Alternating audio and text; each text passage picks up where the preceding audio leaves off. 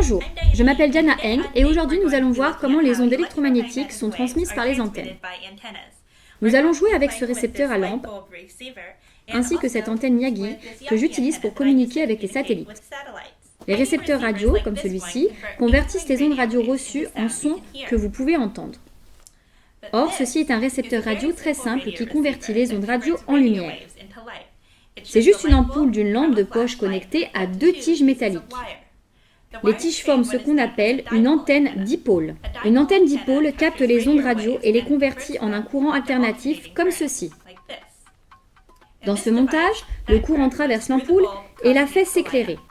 Mon récepteur à lampe n'est pas très sensible. Donc, afin d'émettre un signal suffisamment fort pour être capté, j'ai réglé mon émetteur radio amateur comme il se doit et l'ai connecté à une antenne que j'utilise habituellement pour envoyer des signaux aux satellites. Pour l'instant, mon antenne émettrice est configurée comme un dipôle, tout comme l'antenne réceptrice. Et quand je transmets un signal, l'émetteur force le courant électrique à monter et descendre dans cette antenne émettrice. Et grâce à la magie de la radio, l'antenne émettrice va induire un courant dans l'antenne réceptrice, ce qui va également forcer le courant à monter et descendre dans cette antenne à travers l'ampoule, ce qui va l'éclairer. Donc, voyons ce qui se passe si je presse ce bouton pour transmettre un signal. Nous pouvons voir les ondes radio qui sont envoyées à cette ampoule.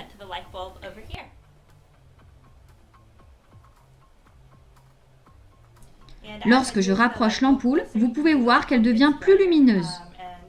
Le signal est donc assez fort, mais il s'atténue par ici, et donc la lumière faiblit.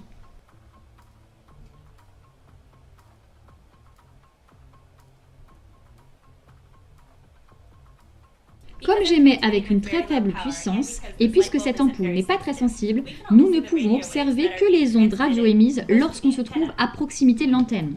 Mais les lois de la physique sont les mêmes pour les ondes qui sont envoyées à des milliers de kilomètres à travers le monde ou à des millions de kilomètres dans l'espace.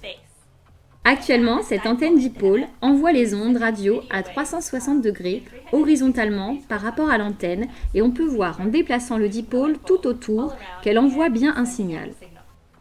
Maintenant, si on veut, on peut envoyer un signal plus fort vers un emplacement. Simplement en concentrant les ondes radio pour créer une antenne directive qui enverra un signal plus fort. Pour commencer, je vais ajouter ce qu'on appelle un réflecteur. C'est simplement une tige métallique coupée à une certaine longueur et placée à une certaine distance de la partie principale de l'antenne.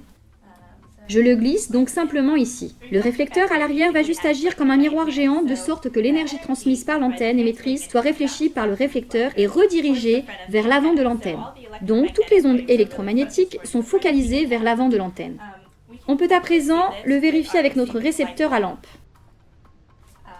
Lorsque je déplace le dipôle vers l'avant de l'antenne pour ensuite faire le même mouvement horizontal à 360 degrés, vous pouvez constater que l'ampoule s'éteint à l'arrière et se rallume à l'avant.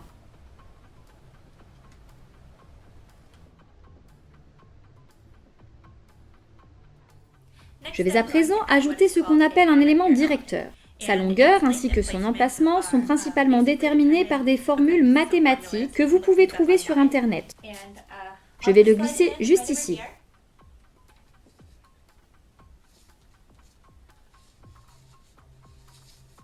En fait, le directeur agit quasiment comme une lentille qui concentre l'énergie de l'antenne émettrice ou l'élément rayonnant vers l'avant de l'antenne.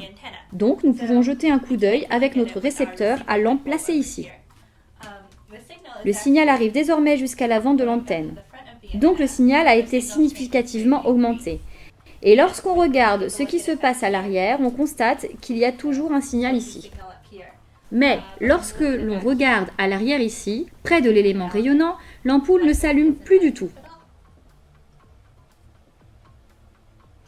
On peut encore ajouter des directeurs à l'antenne. Le faisceau devient alors plus étroit et plus intense. Ce type d'antenne est appelé antenne Miyagi et, avec cette antenne particulière, je peux communiquer avec les satellites en utilisant une radio d'une puissance de 5 watts. Si vous ajoutez plus d'éléments à l'antenne et disposez d'une radio plus puissante, vous pouvez communiquer plus loin. Par exemple, vous pourriez réfléchir les signaux en utilisant la Lune.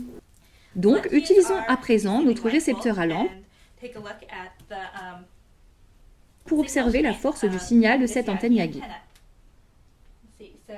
Si on regarde ici, vous pouvez voir que l'ampoule s'allume.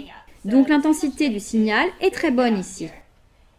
Et en fait, nous sommes assez loin de l'élément rayonnant. Cela diminue au centre au niveau de l'élément directeur. Et si on se place derrière, il n'y a pas de signal. Donc l'antenne directive fonctionne bien.